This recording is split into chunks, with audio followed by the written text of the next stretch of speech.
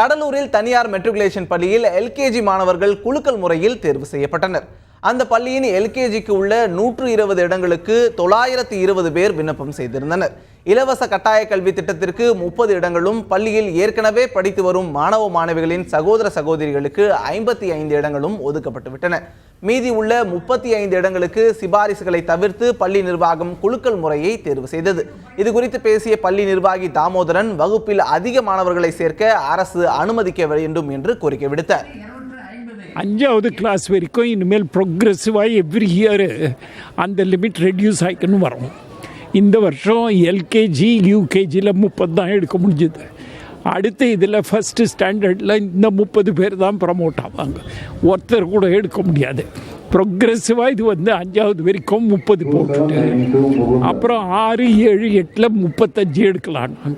ரொம்ப ஸ்மால் ஃபிகராக இருக்குது.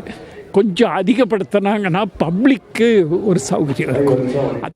போட்டியை பயன்படுத்தி அதிக நன்கொடை வசூலிக்காமல் மாணவர் சேர்க்கையை நேரடியாக நடத்திய பள்ளி நிர்வாகத்தை பெற்றோர் வெகுவாக பாராட்டினர். அப்ளிகேஷன்ஸ் போட்டிருக்கேன். இங்கே ஆயிரக்கணக்கான அப்ளிகேஷன்ஸ் வந்தாலும் லாட்டரி சிஸ்டமாக பசங்களை தேர்ந்தெடுக்கிறாங்க. அதில் என்னோட பசங்களும் செலக்ட் ஆகிருக்காங்க. என்னோட 2 பசங்க, அவங்க 2 பேரும் செலக்ட் ஆனது எனக்கு ரொம்ப சந்தோஷம். நானே டோக்கன் எடுத்து என் பசங்க செலக்ட் ஆனது இன்னும் ரொம்ப மகிழ்ச்சியாக இருக்குது.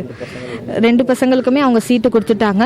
இங்கே டொனேஷன் எதுவுமே கிடையாது. இந்த ஸ்கூலில் கவர்மெண்ட் என்ன ரூல்ஸ் போட்டிருக்காங்களோ அந்த ரூல்ஸை அப்படியே ஃபாலோ பண்ணுறாங்க.